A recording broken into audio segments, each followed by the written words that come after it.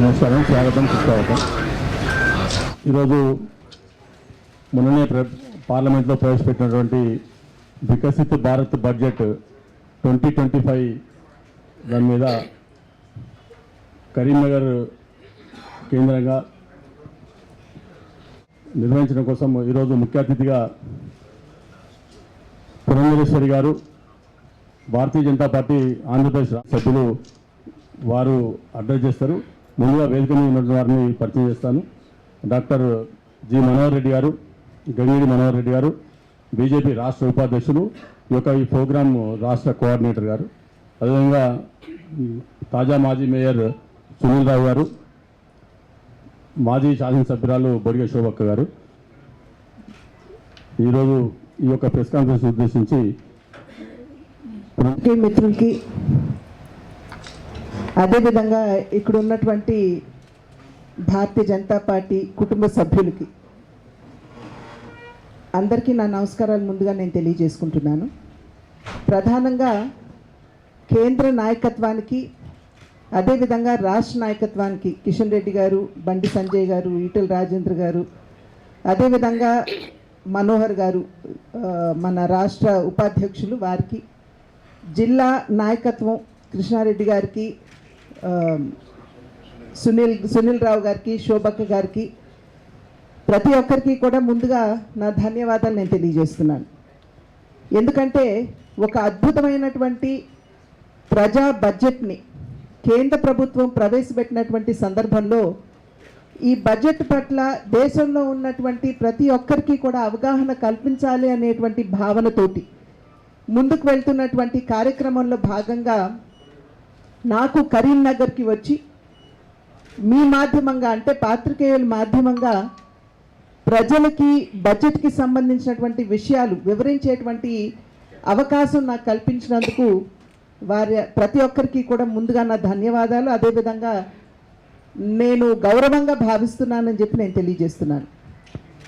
గౌరవం అనే పదాన్ని ఎందుకు వాడానంటే, రాజ్యాంగ స్ఫూర్తి ఏదైతే ఉందో, బాబాసాహెబ్ అంబేద్కర్ గారు సమాజ స్థాపనకి వారు చేసినటువంటి కృషి, వారి జీవితాన్ని అంకితం చేసినటువంటి వైనం మనందరికీ తెలుసు.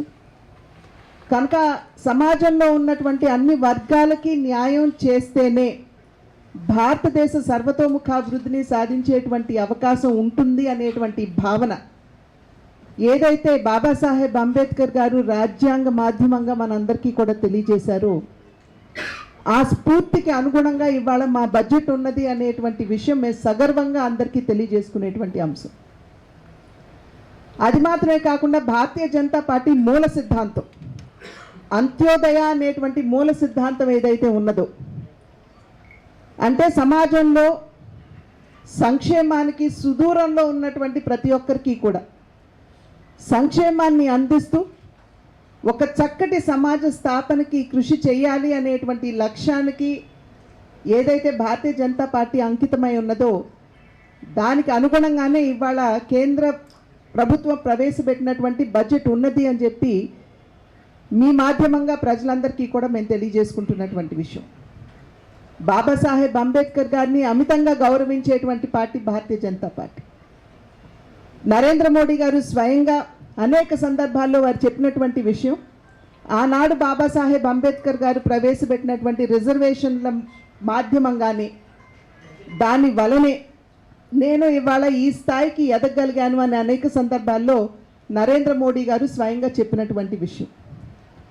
కనుకనే వారంటే అమితమైనటువంటి గౌరవం ఉన్న పార్టీ కనుకనే వారి జీవితంతో ముడిపడినటువంటి 5 స్థానాలు ఏవైతే ఉన్నాయో, వారు జన్మించిన స్థానం, వారి విద్యను అభ్యసించినటువంటి ఇల్లు, అదేవిధంగా వారి మంత్రిగా వారి జీవితాన్ని గడిపినటువంటి ఇల్లు, వారి చివరి దశ గడిపినటువంటి ఇల్లు, మరియు లండన్లో వారు ఎక్కడైతే లా చదివారు ఆ ఇంటిని సైతం కేంద్ర ప్రభుత్వం ఇవాళ పంచతీర్థాలుగా అభివృద్ధి చేయడం జరిగింది.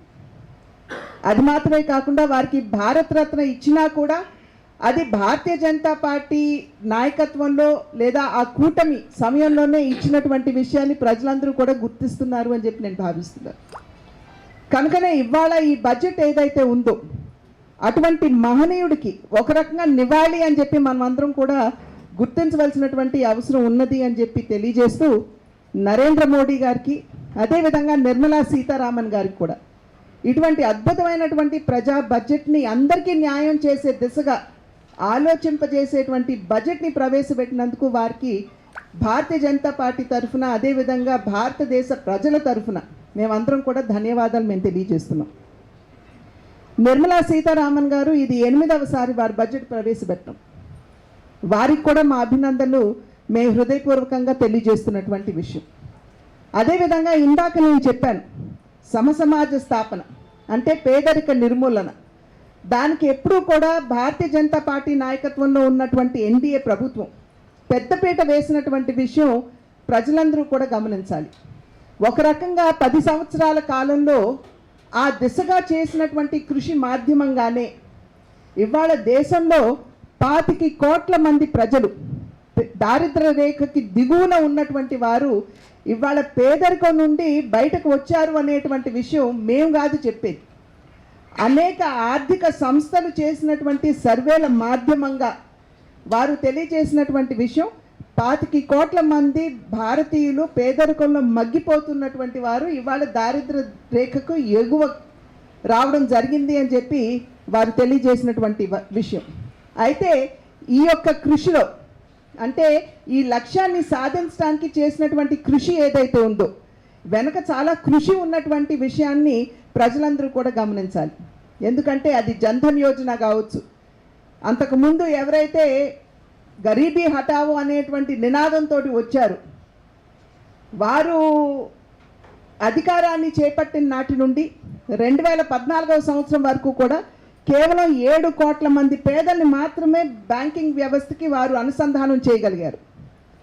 కానీ 2014వ సంవత్సరంలో భారతీయ జనతా పార్టీ నాయకత్వంలో అధికారాన్ని చేపట్టిన తర్వాత ఎన్డీఏ ప్రభుత్వం ఏదైతే జన్ధన్ యోజన ప్రవేశపెట్టిందో 2014వ సంవత్సరం నుండి నేటి వరకు అంటే 2024 చివర 25 అనుకోండి, దాని మధ్యకాలంలో కనుక మీరు చూసినట్లయితే దగ్గర 80 కోట్ల మంది ఇవాళ ఈ జన్ధన్ యోజన మాధ్యమంగా బ్యాంకింగ్ వ్యవస్థకి అనుసంధించబడ్డారు అనేటువంటి విషయం ప్రతి ఒక్కరూ కూడా గమనించాలి. అయితే ఒక మహిళగా నాకు ఇక్కడ గర్వకారణం ఏమిటంటే ఎవరైతే జన్ధన్ ఖాతాలు తెరిచారో వారిలో 80% మంది మహిళలు ఉండటం అనేది ఇది ఒక మహిళగా ఖచ్చితంగా మా అందరికీ కూడా గర్వకారణం అని చెప్పి నేను తెలియజేస్తున్నాను. అదేవిధంగా కోవిడ్ వచ్చినటువంటి సందర్భంలో చాలామంది పేదలు పొట్ట చేత పట్టుకుని ఇతర ప్రాంతాలకి ఇతర రాష్ట్రాలకు కూడా ఉపాధిని వెతుక్కుంటూ వెళ్ళేటువంటి పరిస్థితి. అక్కడ ఉన్నటువంటి పేదలు కోవిడ్ వచ్చినటువంటి సందర్భంలో తిరిగి రాలేక లేదా వారికి సరైనటువంటి భోజన వస్తువులు కూడా లేనటువంటి సందర్భం మనందరం కూడా ప్రత్యక్షంగా చూసాం. దాన్ని గుర్తించినటువంటి ప్రధాని నరేంద్ర మోడీ గారు గరీబ్ కళ్యాణ్ అన్న యోజన అనేటువంటి కార్యక్రమాన్ని ప్రవేశపెట్టారు. దేశంలో ఆనాటి నుండి అంటే 2020 ఎప్పుడైతే మనకు కోవిడ్ వచ్చిందో ఆనాటి నుండి నేటి వరకు కూడా ఈ గరీబ్ కళ్యాణ్ అన్న యోజనకి దగ్గర 81 కోట్ల మంది మన దేశంలో పేదలు అనుసంధింపబడ్డారు అనేటువంటి విషయం మీ అందరికీ కూడా నేను తెలియజేస్తున్నాను. నేటి వరకు కూడా వారికి ఉచితంగానే బియ్యం అందిస్తూ వారి ఆకలిని తీర్చేటువంటి బాధ్యత ఇవాళ భారతీయ జనతా పార్టీ నాయకత్వంలో ఉన్నటువంటి కేంద్ర ప్రభుత్వం చేపట్టినటువంటి విషయం. ఇందాక తెలియజేశాను 81 కోట్ల మందికి ఇవాళ ఉచితంగానే బియ్యం అందిస్తున్నటువంటి నేపథ్యం. దానికి గాను 2,03,000 కోట్ల రూపాయలని కేంద్ర ప్రభుత్వం ఇప్పటి వరకు కూడా ఖర్చు పెట్టినటువంటి విషయాన్ని మీ అందరికీ కూడా నేను తెలియజేస్తున్నటువంటి విషయం. అదేవిధంగా ప్రధాన్ మంత్రి ఆవాస్ యోజన భారతదేశంలో పేదవాడు తలపై కప్పు లేకుండా ఉండకూడదు అనేటువంటి ఆలోచనతోటి ప్రధాన్ మంత్రి ఆవాస్ యోజనని చాలా ప్రతిష్టాత్మకంగా కేంద్ర ప్రభుత్వం చేపట్టడం జరిగింది. ఈ బడ్జెట్లో స్వయంగా నిర్మలా సీతారామన్ గారు చెప్పారు ఇంతకుముందు 4 కోట్ల మంది పేదలకు ఇళ్ళు కేటాయించినట్లయితే ఒక్కొక్క ఇంటికి 1,50,000 రూపాయలు కేంద్ర ప్రభుత్వం ఇస్తే 30,000 రూపాయలు రాష్ట్ర ప్రభుత్వం దానికి అనుసంధించి పేదలకి ఇళ్ళు అందించవలసినటువంటి కార్యక్రమం. మొన్నటి వరకు 4 కోట్ల మంది పేదలకి ఇళ్ళు కేటాయించినట్లయితే రాబోయే 5 సంవత్సరాల కాలంలో 3 కోట్ల ఇళ్ళని పేదలకి మేము కేటాయిస్తామని చెప్పి నిర్మలా సీతారామన్ గారు స్వయంగా చేసినటువంటి ప్రకటన. ఇవాళ ప్రధానమంత్రి ఆవాస్ యోజన కింద నేను చెప్పినట్లు 4 కోట్ల మందికి ఇళ్ళు కేటాయించినట్లయితే వాటికి ఖర్చు పెట్టినది 79,000 కోట్ల రూపాయలని ప్రధానమంత్రి ఆవాస్ యోజనకి ఇప్పటి వరకు కూడా ఖర్చు పెట్టడం జరిగింది అని చెప్పి మీ అందరికీ కూడా మీ మాధ్యమంగా ప్రజలందరికీ కూడా తెలియజేసుకుంటున్నటువంటి విషయం. అదేవిధంగా దేశంలో ఉన్నటువంటి పేదలు ఒకానొక సందర్భంలో ఒక సర్వే నిర్వహించారు. ఎందుకు ప్రజలు పేదరికంలోకి నెట్టివేయబడుతున్నారు అనేటువంటి విషయాన్ని కనుక సర్వే చేసినప్పుడు ఆ సర్వేలో బయటపడినటువంటి విషయం ఏమిటంటే సాధారణంగా దేశంలో ఉన్నటువంటి ప్రజలు 2 కారణాల వల్ల పేదరికంలోకి నెట్టివేయబడుతున్నారు. ఒకటి, వ్యవసాయానికి అయ్యేటువంటి ఖర్చు నిమిత్తం ఏదైతే అప్పు తెచ్చుకుంటున్నారో దాన్ని తిప్పి కట్టలేనటువంటి సందర్భంలో రైతులు ఆత్మహత్యలు చేసుకుంటున్నారని, అదేవిధంగా వైద్యానికి అయ్యేటువంటి వ్యయం అధికంగా ఉన్నటువంటి సందర్భంలో బయట నుండి అప్పు తెచ్చుకుని పేదరికంలోకి వెళ్ళిపోతున్నారని తెలియజేసినటువంటి నేపథ్యంలో నరేంద్ర మోడీ గారు, నడ్డా గారు వారిరువురు నాయకత్వంలో తీసుకున్నటువంటి నిర్ణయం చాలా గొప్పది. అంటే ఇవాళ అంతర్జాతీయ సంస్థలు కూడా ప్రపంచంలోనే అతి పెద్ద హెల్త్ ఇన్సూరెన్స్ లేదా హెల్త్ సెక్యూరిటీ కార్యక్రమం ఎక్కడైనా జరుగుతున్నది అంటే అది భారతదేశంలోనేనని చెప్పి నిపుణులందరూ కూడా చెప్పారు. ఆ కార్యక్రమే ఆయుష్మాన్ భారత్. ఇవాళ పేదరికంలో ఉన్నటువంటి వారందరికీ కూడా దగ్గర దగ్గర 50 కోట్ల మంది పేద ప్రజలు ఆయుష్మాన్ భారత్ కార్డులు వితరణ చేయడం జరిగింది. వారందరికీ కూడా 5 లక్షల మేరకు ఉచితంగానే వైద్య సహాయం అందించేటువంటి ఒక అవకాశం. ఇవాళ నిర్మలా సీతారామన్ గారు నరేంద్ర మోడీ గారి నాయకత్వంలో తీసుకున్నటువంటి నిర్ణయం కేవలం పేదలకి మాత్రమే కాదు, 70 సంవత్సరాలు పైబడినటువంటి ముదసుళ్ళు ఎవరైతే ఉన్నారు, ముసలి వారు ఎవరైతే ఉన్నారు, లేదా వయసు పైబడినటువంటి వారు ఎవరైతే ఉన్నారో వారందరికీ కూడా ఆయుష్మాన్ భారత్ కార్డులు ఇవ్వాలి అని. ఎందుకంటే ఇవాళ చూసినట్లయితే మన ఆయుష్ ప్రమాణం పెరిగింది. నిన్న మొన్నటి వరకు 65 సంవత్సరాలు అనుకున్నది ఇవాళ ఆయుష్ ప్రమాణం 72 సంవత్సరాలకి పెరిగింది. కనుక పేదలు వయసు పైబడినటువంటి వారు ముదసలి వయసులో ఎదుర్కొనేటువంటి ఆరోగ్య సమస్యలు చాలా ఎక్కువగా ఉంటాయి కాబట్టి వారికి సహాయాన్ని అందించాలి అని ఆయుష్మాన్ భారత్ని మరి 70 సంవత్సరాలు పైబడినటువంటి వారికి కూడా ఇవ్వటం జరిగింది. అయితే దురదృష్టకరం ఏమిటంటే మన తెలంగాణ రాష్ట్రంలో ఆయుష్మాన్ భారత్ని ఇవాళ తెలంగాణ ప్రభుత్వం తీసుకోలేదు. వారు విడిగా ఒక కార్యక్రమాన్ని నడిపారు. మరి హాస్పిటల్స్కి సరి అయినటువంటి బిల్లులు కూడా అందించినటువంటి సందర్భంలో అవి కూడా కొనసాగటం లేదు. కనుక ఒక రకంగా చెప్పాలంటే తెలంగాణలో ఉన్నటువంటి పేదలు మరియు వయసు పైబడినటువంటి వారిని ఇవాళ తెలంగాణ ప్రభుత్వం వంచిస్తుంది అని తెలియజేయటానికి ఎటువంటి సంకోచము లేదు అని చెప్పి మీ అందరికీ కూడా తెలియజేస్తున్నాం. అదేవిధంగా హర్ ఘర్ నల్ మే జల్ అనేటువంటి కార్యక్రమం జల్ జీవన్ మిషన్ మాధ్యమంగా పేదలకి చక్కటి త్రాగునీరు అందివ్వాలి అని. ఎందుకంటే ఇవాళ నీటి మాధ్యమంగా వచ్చేటువంటి ఆరోగ్య ఇబ్బందులు ఏవైతే ఉన్నాయో వాటిని గమనించినటువంటి కేంద్ర ప్రభుత్వం 67,000 కోట్ల రూపాయలని కేటాయించి ప్రతి ఇంటికి కూడా నీటి కుళాయి మాధ్యమంగా నీటిని అందించాలి అనేటువంటి ఒక సంకల్పం. ఇవాళ చూసినట్లయితే దగ్గర 15,42,00,000 రూరల్ ప్రాంతంలో ఉన్నటువంటి వారందరికీ కూడా మరి నీటిని అందించేటువంటి వసతి. ఇక్కడ ఏమిటంటే తెలంగాణలో ఇంతకు ముందు ఉన్నటువంటి ప్రభుత్వం అంటే బీఆర్ఎస్ అధికారంలో ఉన్నటువంటి సందర్భంలో ఈ జల్ జీవన్ మిషన్ కింద వచ్చినటువంటి వనరులు కూడా వారు మరి మిషన్ భగీరథ దాని మాధ్యమంగా మేము నీటి కుళాయిలు ఇస్తున్నామని చెప్పి తెలియజేశారు. కానీ కేంద్ర సహకారం అందిస్తుంది అనేటువంటి విషయం ప్రజలకి తెలియజేయలేదు. కానీ ఇవాళ మేము ధైర్యంగా చెప్పగలుగుతున్నాం, ప్రతి ఇంటికి కూడా నీటి కుళాయి ఇచ్చి ఆ కుళాయి మాధ్యమంగా నీటిని అందించేటువంటి సౌకర్యం కేంద్రం అందిస్తుంది అనేటువంటి విషయం మీ మాధ్యమంగా నేను ప్రజలందరికీ కూడా నేను తెలియజేసుకుంటున్నటువంటి అంశం. అదేవిధంగా స్వచ్ఛ భారత్ కింద మరుగుదొడ్ల నిర్మాణం ఇవాళ దేశవ్యాప్తంగా 13 కోట్ల మరుగుదొడ్ల నిర్మాణం కేంద్ర ప్రభుత్వం చేసింది. దానికి గాను 12,192 కోట్ల రూపాయలని వెచ్చించడం జరిగింది. రాబోయే కాలంలో కూడా పెద్దపీట వేస్తూ ఇది కేవలం ఏదో మరుగుదొడ్ల నిర్మాణంగా చూడటం కాదండి, ఇది మహిళల యొక్క ఆత్మగౌరవం మరియు వారి ఆరోగ్యంతో ముడిపడినటువంటి అంశం అని చెప్పి గుర్తించాలి.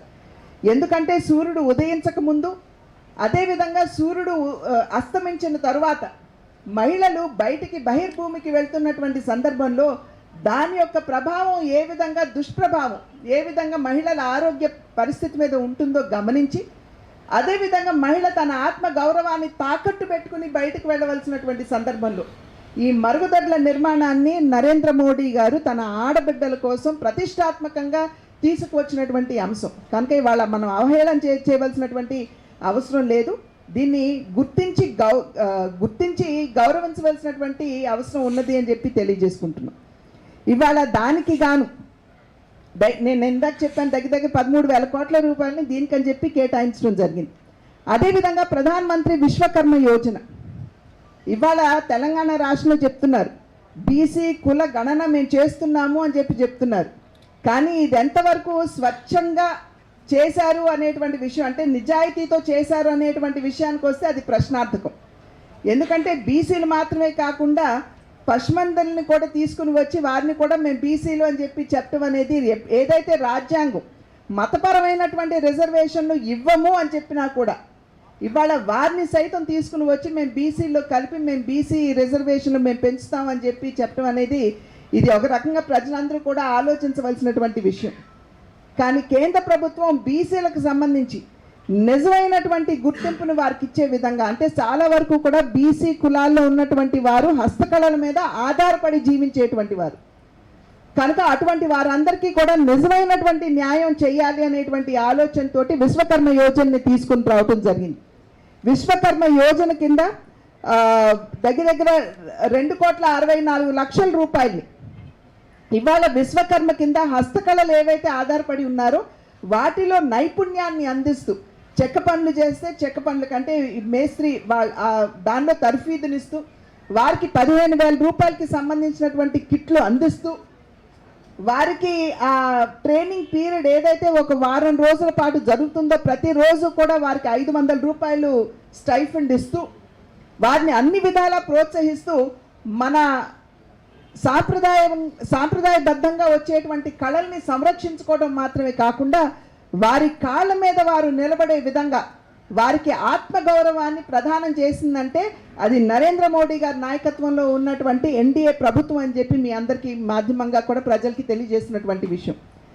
మొన్న ముఖ్యమంత్రి గారు మాట్లాడుతూ నరేంద్ర మోడీ గారి కులం మీద ప్రశ్న లేవనెత్తుతూ లీగలీ కన్వర్టెడ్ అనేటువంటి పదాన్ని వారు వాడారు. ఇవాళ రేవంత్ రెడ్డి గారు దానికి అర్థం ఏంటో చెప్పాలి. లీగలీ కన్వర్టెడ్ అనేటువంటి పదాన్ని వాడి ఒక రకంగా చెప్పాలంటే బీసీ కులాల్లో ఉన్నటువంటి వారిని ఆయన అవమానపరిచారని చెప్పి నేను వ్యక్తిగతంగా భావిస్తున్నటువంటి విషయం.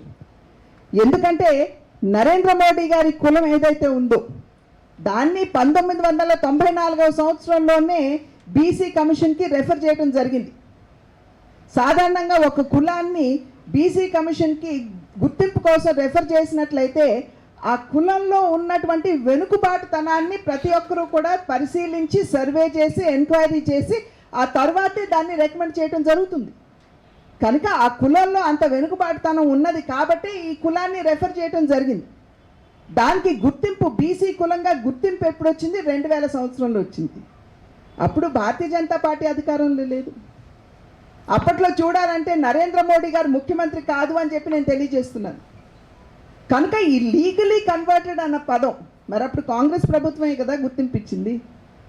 కనుక ఈ లీగలీ కన్వర్టెడ్ అనేటువంటి పదాన్ని వాడి ఒక రకంగా బీసీ కులాన్ని అవమానపరిచారు అనేటువంటి విషయాన్ని నేను గట్టిగా ఖండిస్తూ నేను విశ్వసిస్తూ నేను మీ అందరి మాధ్యమంగా కూడా ప్రజలకి తెలియజేస్తున్నటువంటి విషయం.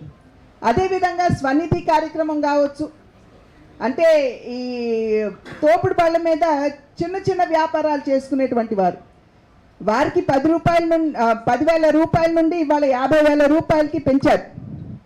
వారి వ్యాపారాన్ని మెరుగుపరచుకోవాలంటే వారు వెళ్ళి 50,000 రూపాయల వరకు కూడా వారు బ్యాంక్ నుండి లోన్లు తీసుకుని వచ్చి వారి బిజినెస్ ఏదైతే ఉంటుందో దాన్ని మెరుగుపరుచుకునేటువంటి అవకాశాన్ని ఇవాళ వారందరికీ కూడా ఇవ్వడం జరిగింది.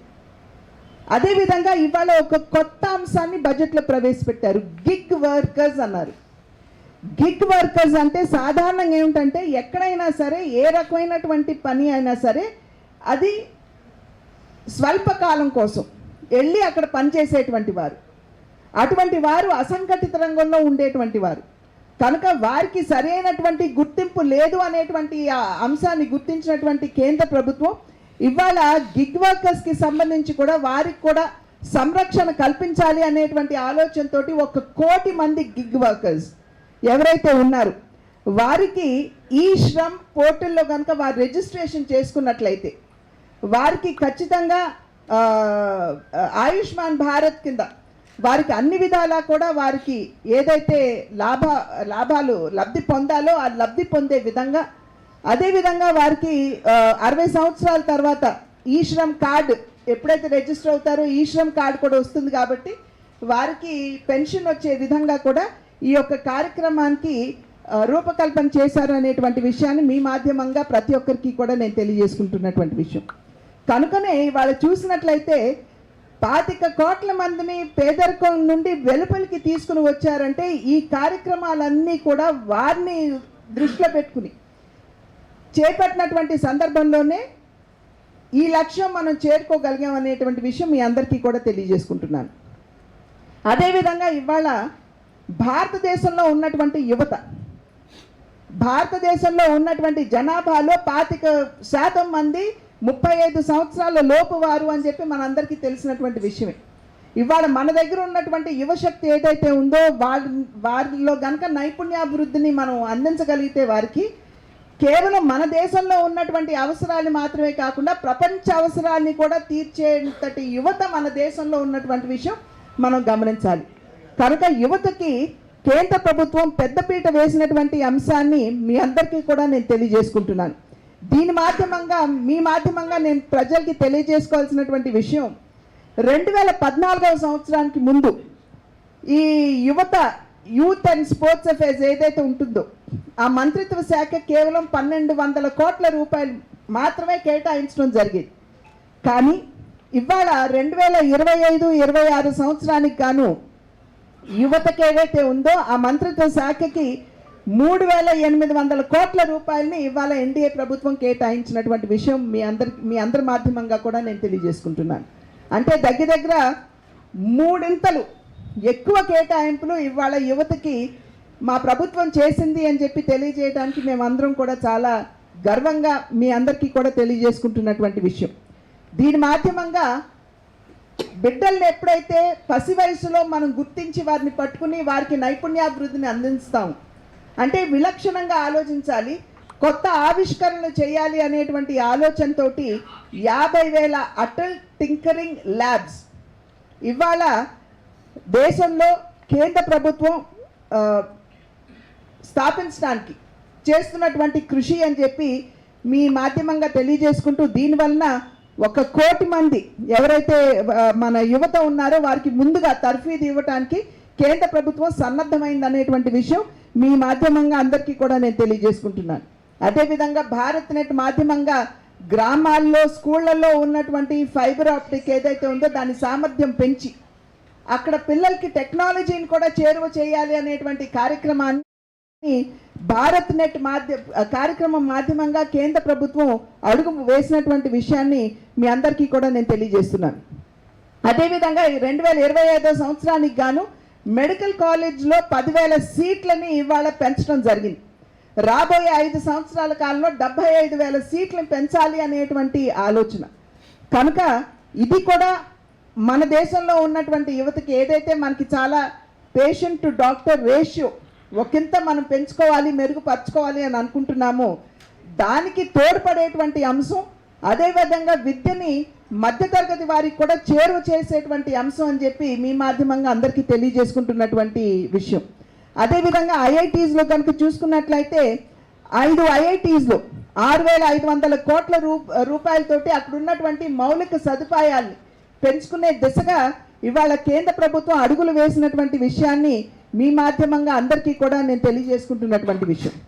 ఇవాళ ప్రతిపక్షాలు పదే పదే నిరుద్యోగ సమస్య అంటూ తెర మీదకి ఒక అంశాన్ని తీసుకురావడం చాలా సర్వసాధారణంగా మనం అందరం కూడా వింటున్నటువంటి అంశం. ఇవాళ 2012-13 సంవత్సరాల కాలంలో నిరుద్యోగ సమస్య కనుక చూసినట్లయితే మన జిఎస్డిపిలో దగ్గర 22.6% ఉండేది నిరుద్యోగం మన దేశంలో. కానీ ఇవాళ ఎన్డీఏ కూటమి అధికారంలోకి వచ్చిన తర్వాత నరేంద్ర మోడీ గారి చొరవతోటి 2023-24 కానీ మనం లెక్క చూసినట్లయితే ఇవాళ అది అన్ఎంప్లాయ్మెంట్ రేషియో వచ్చేటప్పటికి 4.9గా 2012-13 మధ్యలో ఉన్నట్లయితే ఇవాళ 23-24 గాను మన లెక్కలు చూసినట్లయితే అది 3.2% తగ్గినటువంటి విషయాన్ని మీరు అందరూ గమనించాలి. అంటే వారు అధికారంలో ఉన్నప్పుడు 4.9% ఉండేది, అంటే దగ్గర 5%. మేము అధికారంలోకి వచ్చిన తర్వాత తగ్గి 3.2%, అంటే దగ్గర 3% తగ్గించినటువంటి విషయం ప్రజలందరూ కూడా గమనించాలి. మహిళల యొక్క భాగస్వామ్యం లేబర్ ఫోర్స్లో అది కనుక చూసినట్లయితే యూపీఏ ప్రభుత్వ కాలంలో అది 22.6% మాత్రమే ఉండేది. కానీ మహిళలు ఇవాళ బయటకు వచ్చి అనేక కార్యక్రమాలని వారు అనుసంధించుకుంటూ దగ్గర 41.7% మహిళలు ఇవాళ లేబర్ ఫోర్స్లో భాగస్వాములుగా ఉన్నారు అనేటువంటి విషయం తెలియజేయటంలో మాకు ఎటువంటి సంకోచం లేదు అని చెప్పి నేను తెలియజేస్తున్నాను. అదేవిధంగా స్టార్టప్ ఇండియా అంటే యువత ఎవరైతే ముందుకు వచ్చి ఔత్సాహికులైనటువంటి పారిశ్రామికవేత్తలుగా ముందుకు రావాలి అని చెప్పి భావిస్తారో వారికి కానీ అందిస్తున్నటువంటి సహకారం కనుక మీరు చూసినట్లయితే 2014వ సంవత్సరంలో కేవలం 350 స్టార్టప్లు మాత్రమే దేశంలో ఉంది. కానీ ఇవాళ ఎన్డీఏ కూటమి అధికారంలోకి వచ్చిన తర్వాత 160,000 స్టార్టప్లు ఇవాళ దేశంలో ఉన్నాయి. అంటే యువత ఉపాధి వెతుక్కుంటూ కాదు, ఉపాధి ఇచ్చే స్థాయిలోకి మన యువత ఎదుగుతున్నది అనేటువంటి విషయం తెలియజేయడానికి మేమందరం కూడా చాలా గర్వపడుతున్నాం. అదేవిధంగా యూనికార్న్స్ అంటే సోషల్ మీడియాలో కొత్తగా స్టార్ట్ చేసేటువంటి ప్లాట్ఫామ్స్ ఏదైతే ఉన్నాయో అది 2013వ సంవత్సరంలో 4 మాత్రమే ఉన్నట్లయితే ఇవాళ 2024వ సంవత్సరంలో 118 స్టార్టప్లు ఇవాళ దేశంలో ఉన్నాయంటే అది నిజంగా మనందరికీ కూడా గర్వకారణం అని చెప్పి మీ అందరికీ కూడా నేను తెలియజేస్తున్నాను. అదేవిధంగా ఐఐటీస్ కనుక చూసుకున్నట్లయితే 2014వ సంవత్సరానికి కేవలం 16 ఉండేవి, కానీ ఇవాళ దేశంలో 23 ఐఐటీలు ఉన్నాయి.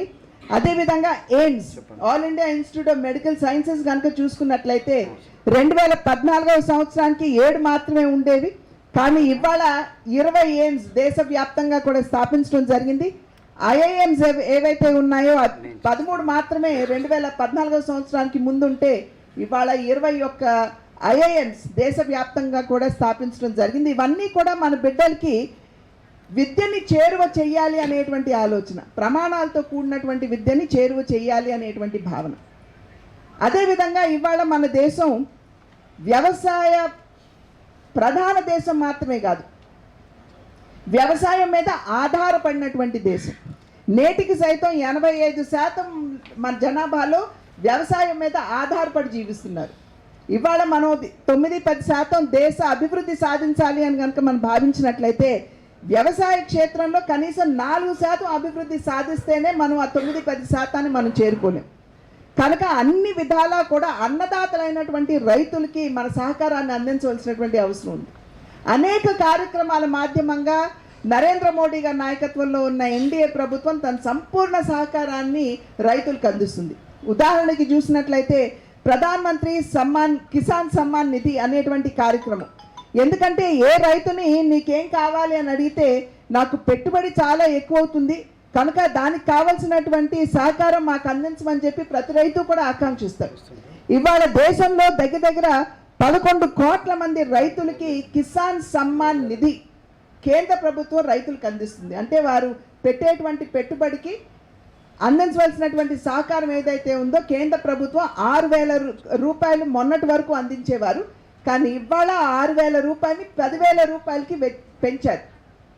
ఎందుకంటే ఖర్చు కూడా పెరుగుతుంది కాబట్టి. ఇవాళ రాష్ట్రం వారికి ఏదో మేము రైతు భరోసా అని చెప్పి ఇటువంటి కార్యక్రమాలు తీసుకొచ్చినా సకాలంలో రైతులకి ఇక్కడ సహకారం అందట్లేదు అనేటువంటి విషయం ఇక్కడ ఉన్నటువంటి రైతులందరికీ కూడా తెలుసు. కానీ కేంద్ర ప్రభుత్వం ఇచ్చేటువంటి కిసాన్ సమ్మాన్ నిధి ఏదైతే ఉందో క్రమం తప్పకుండా టంచన్గా నెల 1వ తారీఖున వారి ఖాతాల్లోకి వెళ్ళిపోతున్నటువంటి విషయం ప్రతి రైతు కూడా గుర్తిస్తున్నాడు అని చెప్పి నేను ఇవాళ విశ్వసిస్తున్నటువంటి విషయం. దానికి గాను దేశంలో ఉన్నటువంటి 11 కోట్ల రైతులకి సహకారాన్ని అందిస్తే దానికి అయినటువంటి ఖర్చు ఏదైతే ఉందో ఇప్పటి వరకు కూడా 2,50,00,000 కోట్ల రూపాయలు ఇవాళ కేంద్ర ప్రభుత్వం రైతులకి అందిస్తున్నటువంటి సహకారం అని చెప్పి మీ అందరికీ కూడా నేను సహకారం కాదు, వారిని గౌరవించి వారికి మేము అందిస్తున్నటువంటి మా సహకారం అని చెప్పి మేము తెలియజేసుకుంటున్నాం. అదేవిధంగా ఫసల్ బీమా యోజన సాధారణంగా ప్రకృతి వైపరీత్యాలు ఏర్పడినట్లు దాని మొట్టమొదటి దుష్ప్రభావం పడేది రైతాంగం మీద.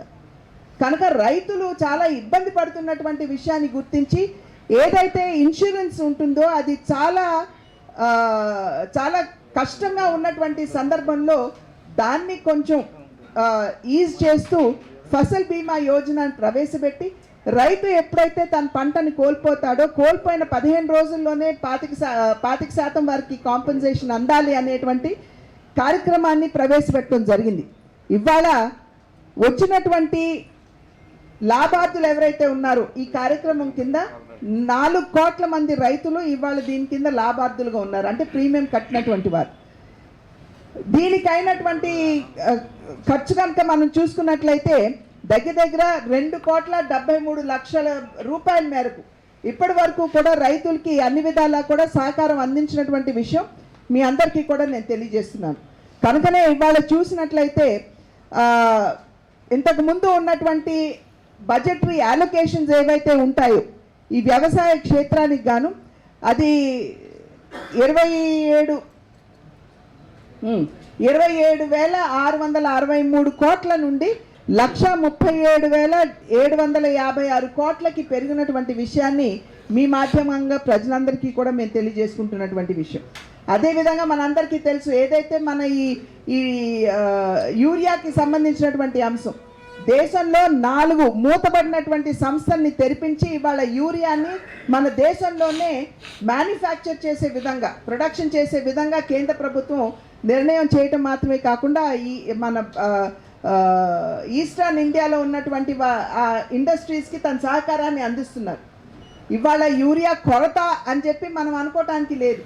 ఇది ప్రధానంగా ఎందుకంటే మనం ఈ ఫర్టిలైజర్స్కి సంబంధించినటువంటి సబ్సిడీ ఏదైతే ఉందో 2,25,000 కోట్ల రూపాయల భారం ఏదైతే మన ప్రభుత్వం మోస్తుందో దాన్ని తగ్గించుకునే దిశగా మాత్రమే కాకుండా స్టార్టప్ ఇండియాలో మనం ఇక్కడ ఇండిజినస్గానే మన దేశంలోనే ఈ యూరియాని మనం తయారు చేసుకునేటువంటి సామర్థ్యాన్ని మనం పెంచుకున్నాం అనేటువంటి విషయాన్ని మనం అందరం కూడా గుర్తించాలి. అదేవిధంగా గోకుల్ మిషన్ని ప్రవేశపెట్టి పేదలకి గోవుల్ని కూడా అందివ్వటం జరిగింది. దాని కింద కనుక చూసినట్లయితే పాడి మాధ్యమంగా ఇవాళ పాల ఉత్పత్తి 146 మిలియన్ మెట్రిక్ టన్నులు కనుక ఉన్నట్లయితే ఇవాళ చూసినట్లయితే అది 231 మిలియన్ మెట్రిక్ టన్నులకు పెరిగినటువంటి విషయాన్ని ప్రజలందరూ కూడా గమనించాలి.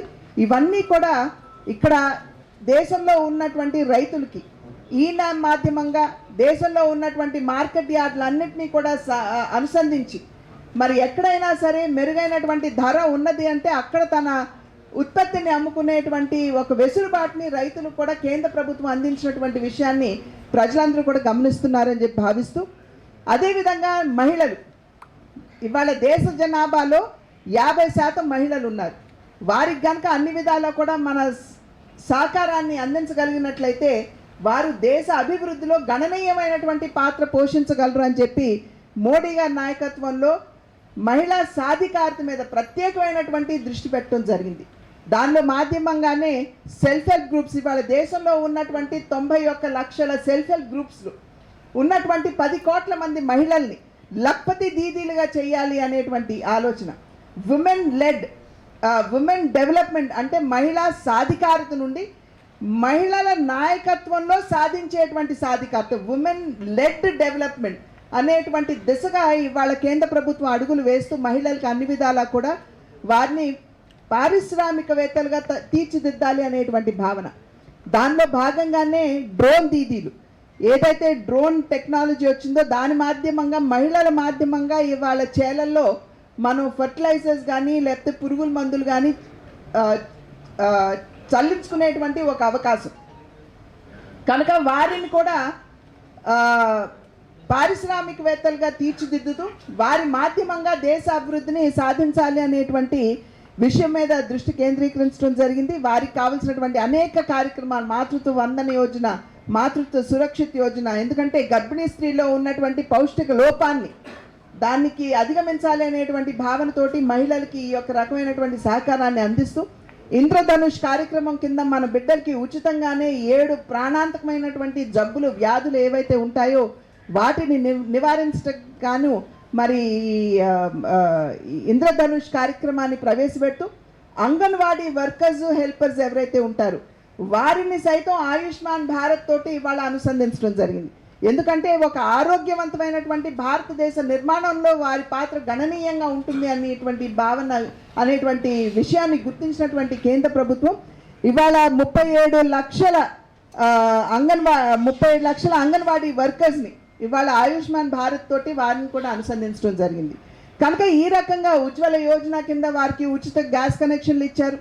మరి మనందరికీ తెలుసు ఇవాళ 500 రూపాయలకి వాటిని అందించేటువంటి ఒక కార్యక్రమం జరుగుతున్నటువంటి విషయం మనందరికీ తెలుసు. కనుక ఈ రకంగా అన్ని విధాలా కూడా మహిళాభివృద్ధి మీద, మహిళా సాధికారత మీద కూడా దృష్టి పెడుతూ దేశ అభివృద్ధికి ఇది సహకరించేటువంటి అంశం కాబట్టి, ప్రధానమైనటువంటి అంశం కాబట్టి మహిళలకు కూడా తన వంతు అండదండల్ని సపోర్ట్గా కేంద్ర ప్రభుత్వం అందించినటువంటి విషయాన్ని నేను తెలియజేస్తున్నాను. మరి అదేవిధంగా మధ్యతరగతి వారు, సాధారణంగా మధ్యతరగతి వారు ఆందోళన చెందేటువంటి విషయం ఏమిటంటే ఎప్పుడూ కూడా బడ్జెట్లో మాకు తగినంత సహకారం అందడం లేదు అనేటువంటి ఆందోళన ప్రతి మధ్యతరగతి వారిలో ఉండటం అనేది సాధారణం, సహజం. మేము దాన్ని గుర్తించాం కూడా. గుర్తించినటువంటి సందర్భంలోనే ఇవాళ ఏదైతే ఇన్కమ్ ట్యాక్స్ మనకి వెసులుబాటు ఇచ్చారు, మీ అందరికీ గుర్తుండే ఉంటుంది. 2014 సంవత్సరానికి ముందు అది 2 లక్షల రూపాయల వరకు మాత్రమే ఎగ్జామ్షన్ ఉండేది. తర్వాత 5 లక్షలు అయింది, 7 లక్షలు అయింది.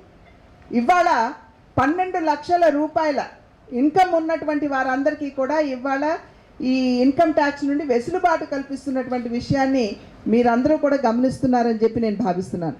అదేవిధంగా మధ్యతరగతి ఇళ్ళకి కూడా ఇవాళ ప్రాధాన్యతనివ్వడం జరిగింది. వారికి కూడా ఇళ్ళు కట్టించి ఇచ్చేటువంటి కార్యక్రమాన్ని చేపట్టాలి అని చెప్పి కేంద్ర ప్రభుత్వం ఆలోచిస్తున్నటువంటి విషయం అని చెప్పి మీ అందరికీ కూడా నేను తెలియజేసుకుంటున్నటువంటి అంశం. అదేవిధంగా జన్ ఔషధి కేంద్రాలు ఏవైతే ఉన్నాయో వాటిని స్థాపించి సాధారణంగా మందులు ఏవైతే ఉంటాయో అవి చాలా ఎక్కువ వ్యయంతో కూడినటువంటి విషయం అని చెప్పి మనం అందరం కూడా ఇందాక చెప్పుకున్నాం. కనుక ఆ భారం ప్రజల మీద పడకూడదు, అందులోనూ మధ్యతరగతి వారు అనుభవించకూడదు అనేటువంటి ఆలోచనతోటి జన్ ఔషధి కేంద్రాన్ని కూడా ప్రవేశపెట్టి బయట కనుక ఒక బ్రాండెడ్ మెడిసిన్ మనం కొనాలంటే అది ఒక క్యాప్సూల్ 100 రూపాయలు ఉన్నట్లయితే ఇక్కడ మనకి జన్ ఔషధి కేంద్రంలో ఇంచుమించు ఒక 20 రూపాయలకి మనకి అందేటువంటి వెసులుబాటు ఉన్నది అని చెప్పి మీ మాధ్యమంగా ప్రజలందరికీ కూడా నేను తెలియజేసుకుంటున్నటువంటి విషయం. అదేవిధంగా అన్ని విధాలా కూడా ఇవాళ చూసినట్లయితే ఖచ్చితంగా మనం దేశంలో ఉన్నటువంటి పేదవారికి, మధ్యతరగతి వారికి ఎప్పుడైతే అభివృద్ధి మనం నిజమైన సంక్షేమం అందించగలమో అప్పుడు నిజమైన దేశాభివృద్ధిని మనం సాధించగలం అనేటువంటి విషయాన్ని బాబాసాహెబ్ అంబేద్కర్ గారి స్ఫూర్తి అని ఏదైతే నేను చెప్పాను దానికి అనుగుణంగానే ఇవాళ కేంద్ర ప్రభుత్వం ఈ నిర్ణయాలు తీసుకుని ప్రవేశపెట్టినటువంటి విషయాన్ని మీ అందరికీ కూడా నేను తెలియజేస్తున్నాను. అయితే మీరు అందరూ ప్రశ్నించవచ్చు, ఇవాళ దేశవ్యాప్తంగా మీరు చెప్తున్నారు మా తెలంగాణకి ఏమిటి అని. ఇవాళ మీ మాధ్యమంగా మేము తెలియజేస్తున్నాము, రహదారి, రైలు, మౌలిక సదుపాయాలు ఏవైతే ఉన్నాయో ట్రాన్స్పోర్ట్ అండ్ ఇన్ఫ్రాస్ట్రక్చర్ దానికి సంబంధించి 18,754 కోట్ల రూపాయలు తెలంగాణకు వచ్చేటువంటి అవకాశం ఉన్నది అని చెప్పి నేను తెలియజేస్తున్నాను. అదేవిధంగా గ్రామీణ రహదారుల యొక్క అభివృద్ధి ప్రధానమంత్రి గ్రామీణ సడక్ యోజన కింద 6,980 కోట్ల రూపాయలు ఇవాళ కరీంనగర్, మెదక్, నిజామాబాద్, కరీంనగర్లో మనం ఉన్నాం, కరీంనగర్, మెదక్, నిజామాబాద్ రాష్ట్ర రహదారి విస్తరణ మరియు డబుల్ లైన్కి సంబంధించి 3,210 కోట్ల రూపాయలని ఇవాళ కేటాయించడం జరిగింది.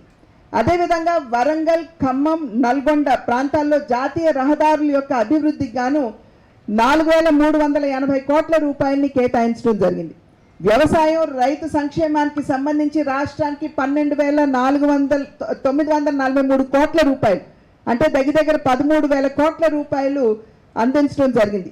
ప్రధాన్ మంత్రి కిసాన్ సమ్మాన్ నిధి మాధ్యమంగా నేరుగా రైతుల ఖాతాల్లోకి ఇవాళ 8,450 కోట్ల రూపాయలు ఇవాళ రైతులకి లబ్ధి చేకూరేటువంటి విషయం, ఎంఎస్పి కావచ్చు, ఇతరత్ర కావచ్చు. అదేవిధంగా వరంగల్, నిజామాబాద్లో ఉన్నటువంటి వ్యవసాయ మార్కెట్ యార్డ్లు ఏవైతే ఉన్నాయో వాటి అభివృద్ధికి గాను 79 కోట్ల రూపాయలని కేటాయించడం జరిగింది. Pradhan Mantri school development scheme కింద 3,490 కోట్లు, అంటే దగ్గర 3,500 కోట్ల రూపాయలు కేటాయించడం జరిగింది. సమగ్ర శిక్ష అభియాన్ కింద తెలంగాణ రాష్ట్రానికి గాను 2,850 కోట్ల రూపాయలు కేటాయించడం జరిగింది. నిజామాబాద్, కరీంనగర్, ఖమ్మం ప్రభుత్వ పాఠశాలలు ఏవైతే ఉన్నాయో అక్కడ అదనపు మౌలిక వస్తువుల కల్పన కోసం దగ్గర 2,000 కోట్ల రూపాయలు, అంటే 1,905 కోట్ల రూపాయలని కేటాయించడం జరిగింది. వైద్య ఆరోగ్యం కింద, అంటే శానిటేషన్ మరియు హెల్త్ ఆరోగ్యం కింద 7,650 కోట్ల రూపాయలు కేటాయించడం జరిగింది.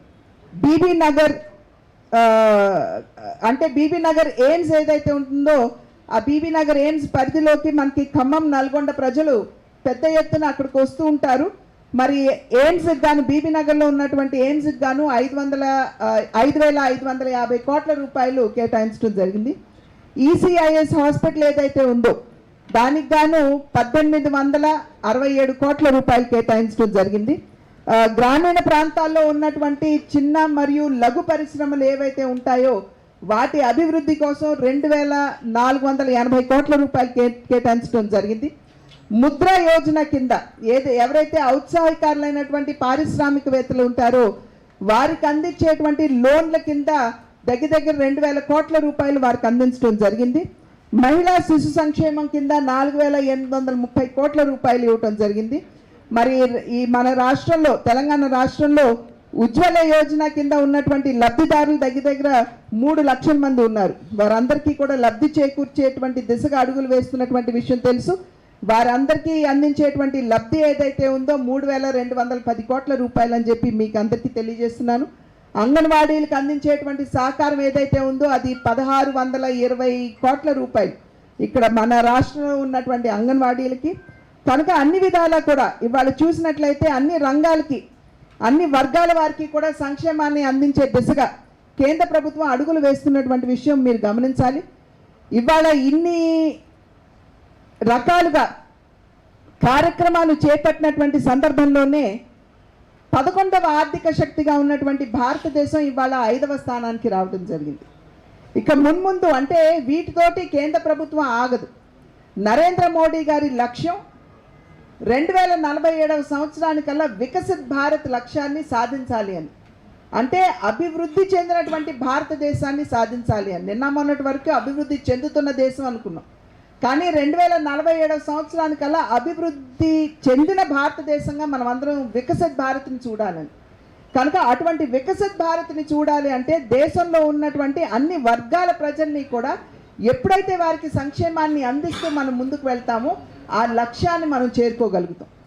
మనం ఏదైతే 3వ ఆర్థిక శక్తిగా మన భారతదేశాన్ని చూడాలి అని చెప్పి భావిస్తున్నామో ఆ సంకల్పంలో భాగంగానే ఇవాళ ఈ రకమైనటువంటి కార్యాచరణతోటి భారత ప్రధాని మన నరేంద్ర మోడీ గారు, మన ఆర్థిక మంత్రి గారు అయినటువంటి నిర్మలా సీతారామన్ గారి మాధ్యమంగా వారు ఈ కార్యక్రమాలన్నింటినీ కూడా చేస్తూ దేశం, రాష్ట్రం యొక్క అభివృద్ధిని సాధిస్తూ దేశ సర్వతోముఖాభివృద్ధిని సాధించాలి అనేటువంటి లక్ష్యంతో ముందుకు వెళ్తున్నటువంటి సందర్భంలో మీ మాధ్యమంగా ప్రజలందరికీ తెలియజేసుకునేటువంటి విషయం, ఖచ్చితంగా రాబోయే కాలంలో కూడా ప్రతి ఒక్కరు, మొన్న జరిగింది ఒక సర్వే, ఇండియా టుడే వారు అనుకుంటాను చేశారు సర్వే, ఇవాళ ఇప్పటికిప్పుడు కనుక ఎన్నికలు నిర్వహించినట్లయితే భారతీయ జనతా పార్టీకి ఎంత వస్తుంది ఓటు శాతం అని చెప్పి చూసినట్లయితే మొన్న జరిగినటువంటి ఎన్నికల్లో 49% వస్తే ఇవాళ ఇప్పుడు కనుక మీరు నిర్వహిస్తే 52% ఓట్లు వచ్చేటువంటి అవకాశం ఉంటుందని చెప్పి ఇండియా టుడే చేసినటువంటి సర్వేలో బయటపడినటువంటి విషయం. ఇవన్నీ ఏమిటంటే దేశ ప్రజలు గమనిస్తున్నారు, దేశ నాయకత్వం ఏ దిశగా అడుగులు వేస్తుందో గమనిస్తున్నారు. భారతదేశాన్ని విశ్వగురువుగా చూడాలి అనేటువంటి సంకల్పం ఏదైతే కళ ఏదైతే మందుందో అది కేవలం నరేంద్ర మోడీ గారి నాయకత్వంలోనే ఇది సాధ్యపడుతుంది అనేటువంటి విషయాన్ని గమనించే ప్రజలు ఈ రకంగా మరి వారి అభిప్రాయాన్ని తెలియజేస్తారు అని చెప్పి భావిస్తూ మీ మాధ్యమంగా ఈ విషయాలు ప్రజలకి చేరువ చేయాలి అనేటువంటి ప్రయాసలో భాగంగా నన్ను ఇక్కడికి పంపించినటువంటి సందర్భంలో కేంద్ర రాష్ట్ర జిల్లా నాయకత్వాన్ని అందరికీ కూడా ప్రతి ఒక్కరికి పేరు పేరున నా ధన్యవాదాలు తెలియజేసుకున్నాను. నమస్కారం.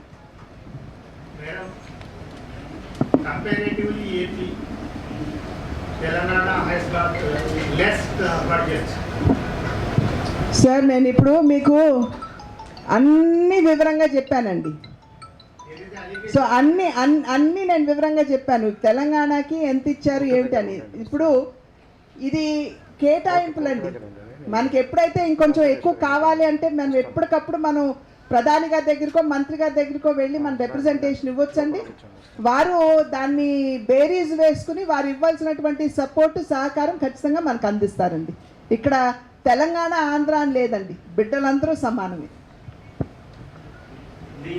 ఉన్న రాష్ట్రాల్లో అంతేకాకుండా బీహార్ అదేవిధంగా ఇప్పుడు రాబోయే ఎన్నికలు ఉన్న రాష్ట్రాల్లోనే ఎక్కువ బడ్జెట్ కేటాయించను అని చెప్పి తెలంగాణ మంత్రులు తెచ్చిండ్రు. తెలంగాణ మంత్రులు సీఎం కూడా వెళ్ళిన అభ్యర్థులను కూడా పట్టించుకోలేదని చెప్పేసి మాత్రం చెప్తారు. విపక్ష పార్టీలు వారి బాధ్యతే అది కదండి.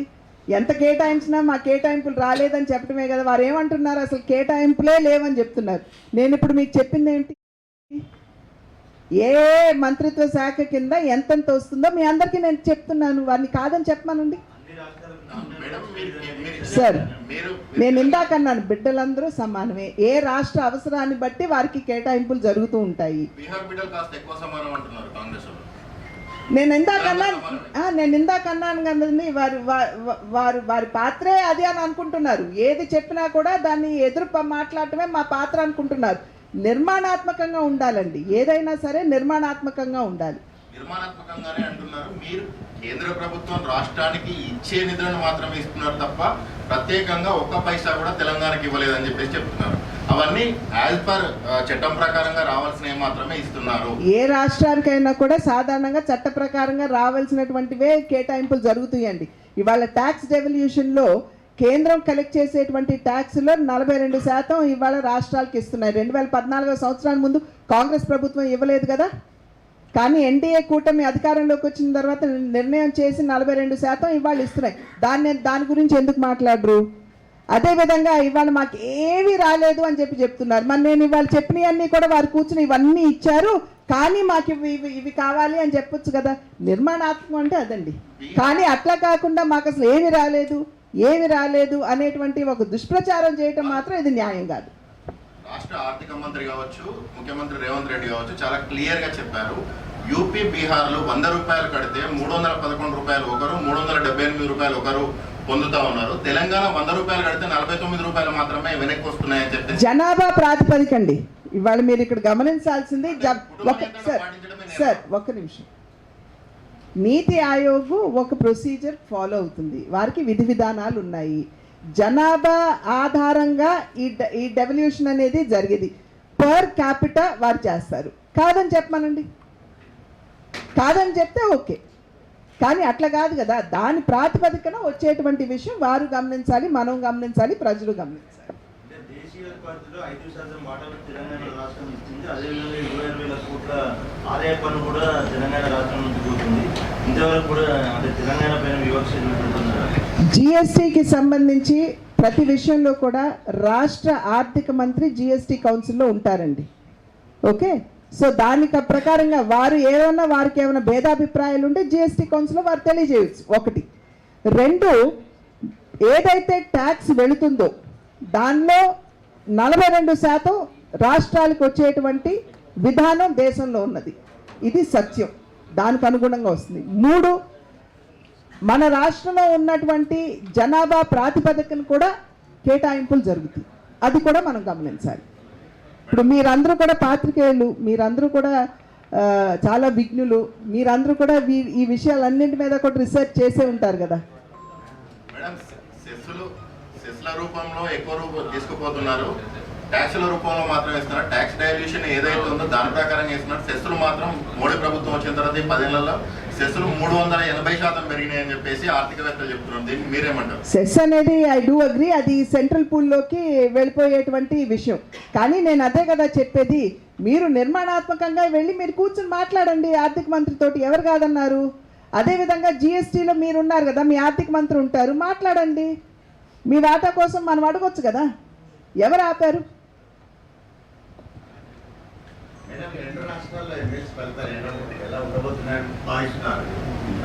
ఇంతకు ముందు చెప్పినట్లుగా ప్రజలు భారతీయ జనతా పార్టీని ఆశీర్వదించడానికి సన్నద్ధంగా ఉన్నారు అని చెప్పి నేను గట్టిగా విశ్వసిస్తున్నటువంటి మాట. ప్రజలు ఆశీర్వదిస్తారని చెప్పి నేను భావిస్తున్నాను. రాష్ట్రంలో ఉన్నటువంటి పరిస్థితులు కూడా ప్రజలు గమనిస్తున్నారు. మరి మీ అందరికీ తెలుసు 6 సూపర్ 6 అని 6 గ్యారంటీలు మా రాష్ట్రంలో కాబట్టి ఇక్కడ 6 గ్యారంటీలు అని చెప్పి ఇచ్చారు. 6 గ్యారంటీల్లో ఎన్ని నిలబెట్టుకున్నారండి? 1 మహిళలకి ఉచిత బస్ వసతి ఇచ్చినట్టున్నారు. మరి ఆ తర్వాత ఏమీ అందించినటువంటి పరిస్థితి లేదు కదా. మరి ఇక్కడ ఉన్నటువంటి ఉపాధ్యాయులు ఎవరైతే ఉన్నారో రిటైర్ అయ్యేటువంటి వారు ఉన్నారు. 11వ పిఆర్సీ ఉంది, మరి వారికి ఇస్తున్నారా బెనిఫిట్స్? వారికి వచ్చేది ఉందా? అది కూడా లేదని ఇక్కడ ఉన్నటువంటి వారందరికీ తెలుసు. కనుక కాంగ్రెస్ పార్టీ ఏవైతే వాగ్దానాలు చేసినా అవన్నీ కూడా నీటి మూటలు అని చెప్పి ప్రజలందరూ కూడా గమనిస్తున్నటువంటి విషయం. కనుక ఖచ్చితంగా ప్రజలు ఈ విషయాలన్నీ బేరీజ్ వేసుకుని ఇవాళ చూసినట్లయితే మేము ప్రతిసారి కూడా డబుల్ ఇంజిన్ సర్కార్ అని మాట్లాడతామండి. కేంద్రంలో రాష్ట్రంలో ఉన్నటువంటి ప్రభుత్వాలు ఒకే పార్టీకి సంబంధించినటువంటివి అయితే ఖచ్చితంగా అభివృద్ధి నడక కాదు కదా, పరుగులు తీస్తుందని. ఎందుకంటున్నామంటే ఇందాక సోదరులు అనేక విషయాలు రాష్ట్రం ఈ మాట అంటుంది, రాష్ట్రం ఆ మాట అంటుంది అని చెప్పి మా దృష్టికి తీసుకురావడం జరిగింది ఇప్పుడు మీ అందరి సమక్షంలో. ఇది మనం కాన్ఫ్లిక్ట్ ధోరణి కాదండి, పరస్పర సహయోగం చేసుకునేటువంటి విధానంతో మనం ముందుకు వెళ్తే ఖచ్చితంగా రాష్ట్రం ప్రాంతం అభివృద్ధి చెందేటువంటి అవకాశం ఉంటుంది. కనుక ఇక్కడ ప్రజలు కూడా గమనిస్తున్నారు. అటువంటి ఒక మంచి పార్టీకి సంబంధించినటువంటి ఎమ్మెల్సీని కనుక మనం గెలిపించుకున్నట్లయితే ఉపాధ్యాయులు, నిరుద్యోగులు, మన భవిత ఎవరైతే ఉన్నారో వారందరి భవిష్యత్తుని దృష్టిలో పెట్టుకుని ఎన్నుకోబడినటువంటి ప్రజాప్రతినిధి ఖచ్చితంగా పనిచేస్తాడు అన్న నమ్మకం ప్రజల్లో ఉన్నది అని చెప్పి నేను గట్టిగా నమ్ముతున్నటువంటి మాట. కనుక ఆ విధంగా ప్రజలు గమనించి మా రాష్ట్రంలో కానీ ఈ రాష్ట్రంలో కానీ ఈ 2 తెలుగు రాష్ట్రాల్లో కూడా భారతీయ జనతా పార్టీని ఖచ్చితంగా ఆశీర్వదిస్తారు అని చెప్పి విశ్వసిస్తూ ఆశీర్వదించమని కూడా నేను అభ్యర్థిస్తున్నాను. ఏపీలో సూపర్ 6, తెలంగాణలో 6 గ్యారెంటీలు 2 ఒకేలాగా సూపర్ 6 అక్కడ మన రాష్ట్రంలో ఆంధ్రాలో కనుక చూసినట్లయితే ఒకదాని తర్వాత ఒకటి నిర్వర్తిస్తూ వస్తున్నారండి. కానీ ఇక్కడ నిర్వర్తించేటువంటి క్రమం కనపట్లేదు కదా, మనకి ఆ క్రమం కనపట్లేదు. అక్కడ ఒకదాని తర్వాత ఒకటి మేము పలానా టైంకి మేము చేస్తాము అని చెప్పి చెప్తున్నారు, ఇక్కడ లేదు కదా.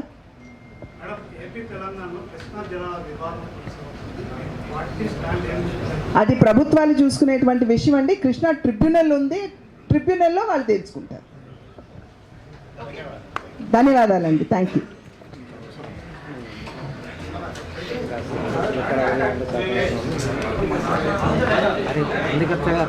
విజువల్ తీసుకుంటే దొరకాయి మళ్ళీ